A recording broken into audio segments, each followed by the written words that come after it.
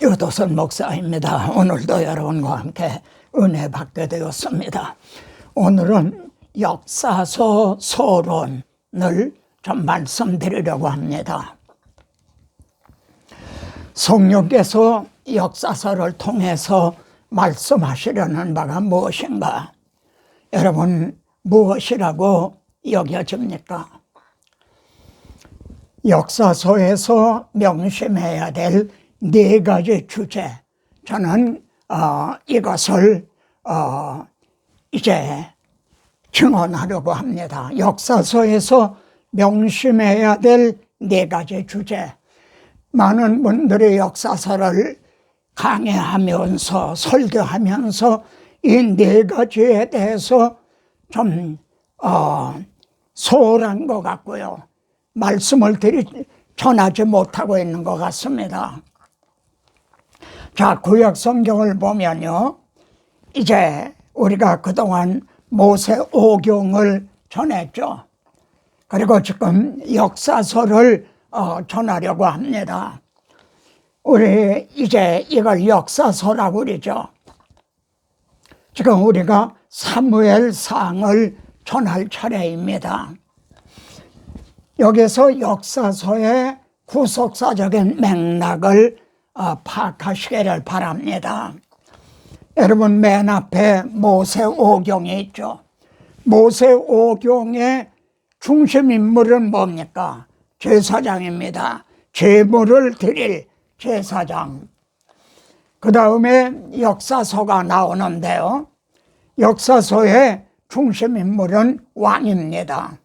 그런데 이 역사서에 등장하는 많은 왕들이요, 두 길을 가고 있었다는 겁니다. 한 길을 가야 되는데 두 길로 갈라졌다는 거죠. 그래서 하나님께서는 이 역사서, 이 열왕의 시대에 선지자들을 세우셨어요. 이제 그래서 다른 길로 가는 그들을 죄를 책망하며 심판을 경고하면서요, 이 선지자들로 하여금 이 언약을 보수하면서 또 그걸 기록을 하게 해서 그래서 우리들에게 전해주게 하신 거죠. 이 16명의 문서 선지자들의 말입니다. 참 이 점이 대단히 중요합니다. 그 다음에 우리는 복음서를 대하게 됩니다. 거기에 중심 인물은 이제 주님이 예수 그리스도시죠. 그리고 예수 그리스도는 바로 제사장이었고 왕이었고 선지자였고, 그리고 자신을 제물로 드려주셨다는 거죠. 그래 구약의 그림자가 성취가 되었다. 모세오경, 제사장, 왕, 선지자가 메시아적인 사명이라고 말하죠. 그리고 또 신약 성경에는요, 서신서가 있습니다. 구약에 선지서가 있듯이 신약에는 또 서신서가 있죠. 그래서 복음을 전하고요, 성도들을 견고하게 세워주고 자녀답게 살도록, 그리고 이단을 경계하고, 자, 이렇게 구약의 선지서와 신약의 서신서가 이렇게 상통하는 바가 있습니다. 만일 구약 성경에 선지서가 없다면 어떻게 될 것 같죠? 형제가 한번 대답해 보십시오. 신약 성경에 로마서부터 말이죠, 서신서를 기록을 해서 우리에게 전해주시지 않았다면 또 어떻게 됐을 것 같습니까? 자, 모세오경이에요. 복음의 원리와 뿌리가 다 있습니다. 모세오경 안에요. 그리고 선지서에는요, 예언을 통해서 좀 더 자세하게 말씀해요. 여자의 우선 아브라함의 자손이 어디서 태어나느냐? 베들레헴에서 태어나신다. 누구를 통해 태어나느냐? 처녀의 몸을 통해 태어난다. 이렇게 선지서에는 이제 상론이 있는 거죠. 우리 주님께서도 모세율법과 선지자의 글과 시편에 나를 가리켜 기록된 말씀 이렇게 해서 또 율법과 선지자의 강령이니라 모세율법과 선지자의 말을 가지고요 사도들도 모세율법과 선지자의 말을 가지고 예수님이 그리스도시다 이렇게 이제 증언을 했죠. 사도 바울은 이제 선지자들과 모세가 반드시 되리라고 말한 것밖에 없으니 이렇게 또 증언을 합니다. 여러분 여기에서 보면요 모세 율법과 선지 율법과 선지 모세 율법과 선지자 선지자들과 모세 그런데 역사서가 빠졌죠. 역사서는 거론을 하고 있질 않죠. 그러면은 역사서를 통해서 우리에게 말씀하시려는 바가 뭔가 저는 그걸 네 가지로 꼽고 있는 겁니다. 이게 중요합니다. 자, 성령이 강림하신 후에도요 사도들이 증언하고 또 바울이 전한 복음이 뭔가 성령 강림은 선지자 요엘로 하신 말씀이다. 선지자를 들어서 증언을 하고 있죠. 주님의 부활 성천 지금 하나님 우편에 계시는 것도 시편을 통해서 이제 말씀한 것이 그대로 성취가 됐다. 또 시편을 들어 증언하고 있죠. 바울도요 내가 받은 것을 먼저 너에게 전하였노니 성경대로 그리스도께서 우리 죄를 위하여 죽으시고 또 사흘 만에 살아나셨다. 이 말씀이 구약 성경에 어디에 기록됐나요? 시편 22편, 이사야 53장, 모세오경의 대속제물들, 유월절 양들 그러니까 모세율법과 선지서의 선지서를 들어서 예수가 그리스도시라는 것을 또 복음을 증언했다는 거죠. 모세오경과 시편과 선지자를 들어서 입증을 했죠. 뭐가 또 빠졌죠? 역사서가 없어요. 예? 그러면은 역사서를 통해서 말씀하시려는 바는 뭔가 저는 이걸 네 가지로 이제 꼽고 있는 겁니다. 자, 역사서에서 명심해야 될 네 가지 주제가 뭔가 첫째는 메시아 언약입니다. 하나님께서 온 복음을 주셨죠. 아브라함에게 메시아 언약을 세워주셨죠. 그것이 역사서에서는 어떻게 이것이 보존이 됐는가 이 복음을 잃어버리지 않고 이제 이게 어떻게 보존이 됐는가 이게 첫째입니다. 두 번째는요 하나님께서 다윗에게 내 왕위가 영원히 계승이 되리라 그래서 그리스도에게서 성취가 되는 거죠. 그 왕위가 어떻게 끊어지지 않고 계승됐느냐 이게 두 번째 주제입니다. 세 번째는요 근데 이 역사서에서 모든 왕들은 한 길을 간 게 아니라 두 길을 갔다는 겁니다. 두 부류로 갈라졌다는 거죠. 다윗의 길과 여로보암의 길로요. 그리고 역사서에 등장하는 모든 인물을 보면요 다 거짓돼요. 자기 행위로는 의롭다함을 얻을 사람이 없다는 거죠. 자력 구원의 불가능성.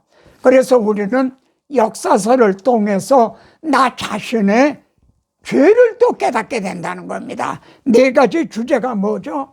메시아 언약이 어떻게 계승됐는가, 왕위는 어떻게 계승됐는가, 오늘날도 이제 우리가 두 길을 가고 있지 않느냐, 그리고 역사서를 통해서 이제 자신의 죄를 깨닫게 된다는 거죠. 히브리서에서는요 구약시대에 선지자를 통하여 여러 부분과 여러 모양으로 언약, 예언, 예표, 그림자, 모형 등으로 하나님의 말씀했죠. 그게 모세 오경에 다 들어있어요. 그런데 마지막에 말이죠 아들을 통해서 그것이 성취가 됐다는 거죠. 이렇게 이것이 보존이 돼서 아들에게 성취가 됐다는 거죠. 우리 주님은, 부활하신 주님은 모세율법과 선지자의 글과 이게 이루어져야 하리라. 여기서요, 아브라함도 그는 선지자라 그러시죠. 모세도 나 같은 선지자를 너희들 가운데 세우시리라. 모세도 선지자죠. 다윗도요, 사도행전에 보면 다윗은 선지자라. 자기의 후손으로 그리고 그리스도를 보내실 걸 알고 증언했다. 이 선지자들을 통해서 하나님께서 이걸 복음을 증언하고 보존하게 하신 거예요. 그런데 말입니다, 현재는요, 목사님들이, 설교자들이, 형제가 지금 선지자적인 사명을 감당하고 있다는 겁니다. 이 점이 정말 중요한 거죠. 자, 한번 같이 읽어보세요. 구약시대와 기독교 2000년 역사에 말이죠. 복음이 누구를 통해서 이렇게 보존돼 내려오고 계승되어서 형제에게, 나에게 전해졌는가? 여러분, 형제에게 복음을 전해준 이 시대의 선지자는 누굽니까? 형제는 누구를 통해서 복음을 받았나요? 형제에게 복음을 전해준 선지자가 누구냐? 이렇게 묻고 있는 겁니다. 얼마나 중요한 말씀입니까? 자, 하나님은요, 이 메시아 언약과 복음을 잊지 않게 하려고 유월절을 대대로 지키라 그랬죠. 그러면은 역사서를 한번 보세요. 그들이 유월절을 계속 지켰나요? 출애굽할 때 유월절을 통해 출애굽을 했죠. 그리고 시내산을 출발하기 전에도 유월절을 지키고 출발했죠. 모세는 죽기 전에 너희가 약속의 땅에 들어가면 이 유월절을 꼭 지켜라. 그리고 약속의 땅에 들어가자 먼저 유월절을 지켰죠. 그런데 여러분, 역사서를 보세요. 히스기야 왕 때 북쪽 금송아지 섬기던 그들에게도 전령을 보내서 너희들 다 예루살렘으로 내려와서 유월절을 지켜라, 이렇게 말하는 게 나옵니다. 그리고 요시야 왕 때 말이죠, 대대적으로 또 유월절을 지켰어요. 그래서 사사시대부터 유다 여러 왕의 시대에 이렇게 유월절을 지킨 일이 없었다는 거예요. 그러면은 역사서를 보세요. 유월절을 이라는 말이 별로 나오지 않아요. 등한히 여긴 거예요. 잃어버렸다는 거예요. 자, 역사서에서 명심해야 될 4가지 주제 중에 2번째 주제가 다윗의 왕위가 어떻게 계승됐는가. 이게 유다 왕조입니다. 유다 왕조는 그 대가 끊어지지 않고 계속 이어져 내려왔죠. 이건 하나님이 그렇게 역사하신 겁니다. 근데 여기 아달랴가 있죠. 이게 여자인데 아합과 이세벨 사이에서 태어난 딸입니다. 그러니까 이거는 다윗의 자손이 아닌 거죠. 근데 7대 왕이라는 거예요. 사실 이때는요, 한 살 난 요시야가 성전에 숨어 있을 때죠. 진정한 왕은 성전에 숨어 있을 때 아달랴라는 이 세상의 임금 노릇하고 있었다는 거. 자, 북이스라엘의 왕조죠. 여기에는요 9번이나 왕조가 바뀌죠.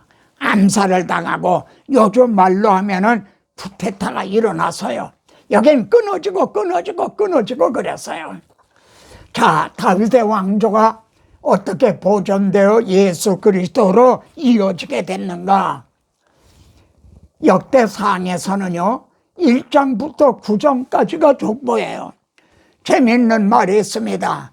인도의 간디가 영국에 유학을 할 때인데 어떤 친구가 성경을 주면서요 이걸 읽어보라 전도를 했다는 거죠. 그래 간디가 성경을 읽다가 역대상에서 포기했다는 거예요. 1장부터 9장까지 그냥 계속 족보만 나오니까 이게 무슨 성경이 이러냐? 거기서 포기했다. 그런 말이 있습니다. 여러분, 왜 이렇게 족보를 구약 성경에는 창세기에도 족보가 참 많이 나와요. 이거는요, 예수 그리스도가 여자의 후손이 메시아가 어떻게 아브라함과 다윗의 자손으로 오셨는가, 그거를 입증하고 있어요.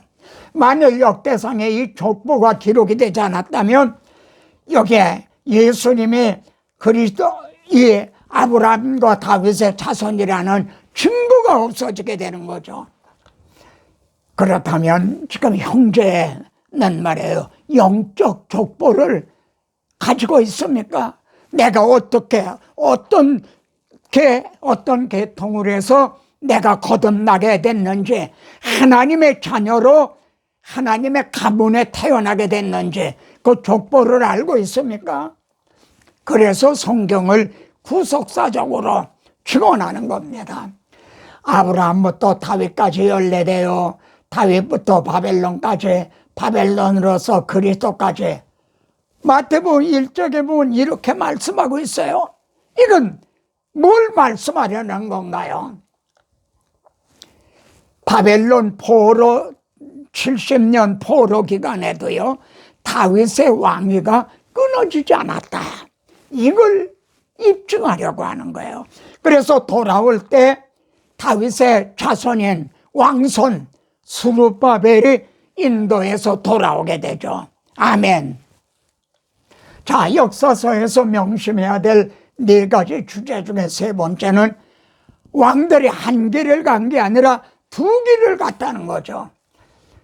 다윗의 길을 간 사람이 있어요. 여로보암의 금송아지를 섬기는 여로보암의 길을 간 자가 있어요.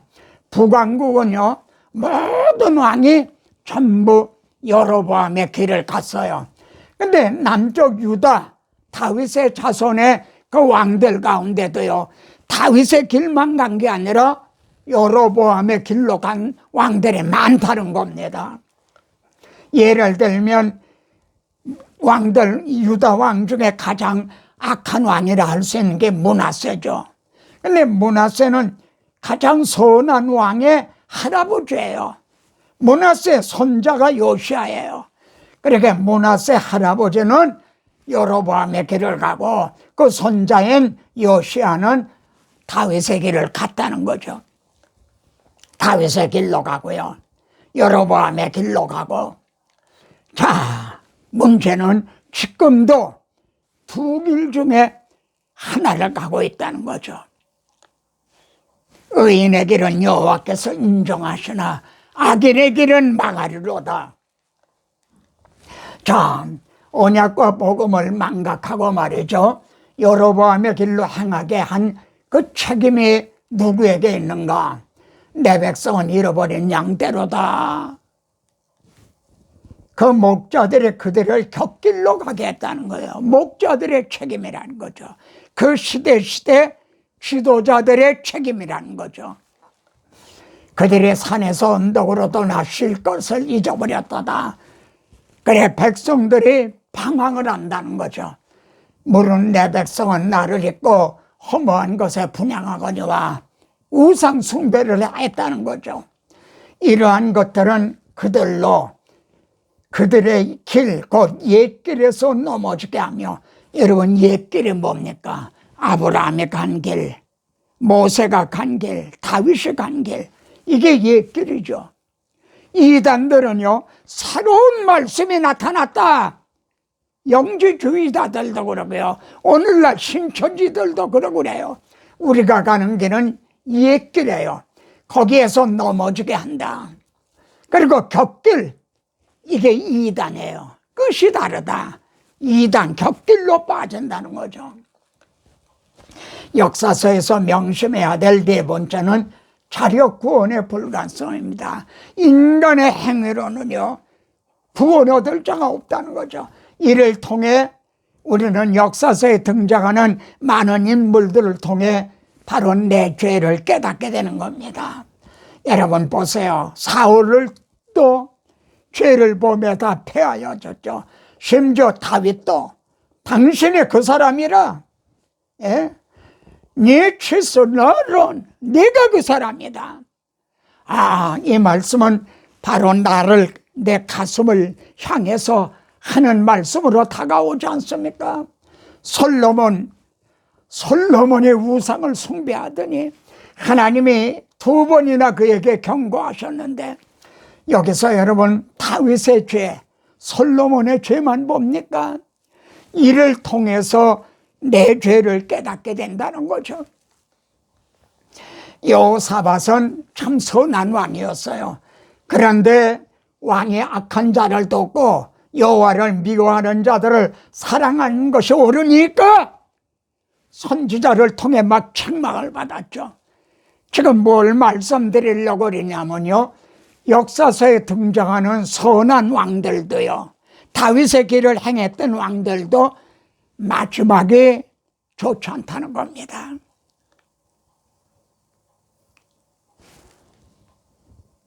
하나님이 히스기야를 떠나시고, 히스기야도 선한 왕이었어요. 근데 교만해서 떠나시고, 요시야도 참 선한 왕이었죠. 근데 하나님의 입에서 나온 말씀, 그걸 듣지 않다가 아마 30대쯤에 이제 전사라고 말죠. 그런데 바울은 내가 선한 싸움을 싸우고 달려갈 길을 마치고 맨 마지막으로 난 마지막까지 믿음을 지켰다. 여러분, 마지막까지 정년 퇴임한 목회자들이 마지막까지 믿음을 지킨다는 거, 이게 참 중요하고도 어려운 겁니다. 자, 역사서를 보면 다윗 왕 때가 절정이었죠. 그리고 솔로몬이 죄를 범함으로 분열 왕국이 돼서 북이스라엘도 남쪽 유다도 멸망을 당해야 되죠. 이 정상에서부터 내리바지예요. 역사서는 내리바지입니다. 아브라함 때부터는 올라갔어요. 그리고 다윗 때가 절정해요. 그러다 여기서부터 분열 왕국이 되고 쇠퇴하는, 그러다 멸망을 당하는, 그렇게 끝나요. 그러면은 이 아브라함의 언약을 예수 그리스도로 누가 이걸 계승시켰느냐, 누가 이 복음을 계승을 시켰느냐, 이게 얼마나 중요합니까? 하나님께서는요, 선지자들을 세우셨어요. 그들로 언약을 보수하게 하고, 그리고 이걸 기록을 하게 해서, 그래서 우리들에게 선지서를 이렇게 전해주게 해 주셨어요. 오늘날도 이 신실한 선지자, 목회자, 설교자, 그들을 통해서 언약을 보수하며 이 복음을 지금 이제 계승하고 있는 거죠. 하나님은 예루살렘 멸망 전후에요, 16명의 문서 선지자를 세우셨다는 점, 이 점을 주목하시기 바랍니다. 엘리야, 엘리사, 나단, 전에도 많은 선지자가 있었어요. 근데 그들은 선지서를 기록하진 않았잖아요. 예루살렘이 멸망할 전후에 16명의 선지자를 그들도 말로 전했을 거예요. 근데 성령께서 이걸 기록을 해라. 그래서 우리들이 선지서를 갖게 된 거예요. 이게 얼마나 중요한 겁니까? 그럼 이를 통해 말씀하려는 바가 뭔가요? 역사서는 우리들에게 도전을 합니다. 같이 읽어보세요. 너희가 이 떡을 먹으며 이 잔을 마실 때마다 주의 죽으심을 그가 오실 때까지 전하는 것이라. 메시아 언약, 십자가 복음을 계속 주님 재림하시는 날까지 전하는 것이라. 우리는 수많은 사람들처럼 하나님의 말씀을 혼잡되게 하지 않냐고. 벌써 바울 당시에 수많은 사람들이 하나님의 말씀을 혼잡되게 했다. 2길을 갔다는 거죠. 한 길을 간 게 아니라 말이죠.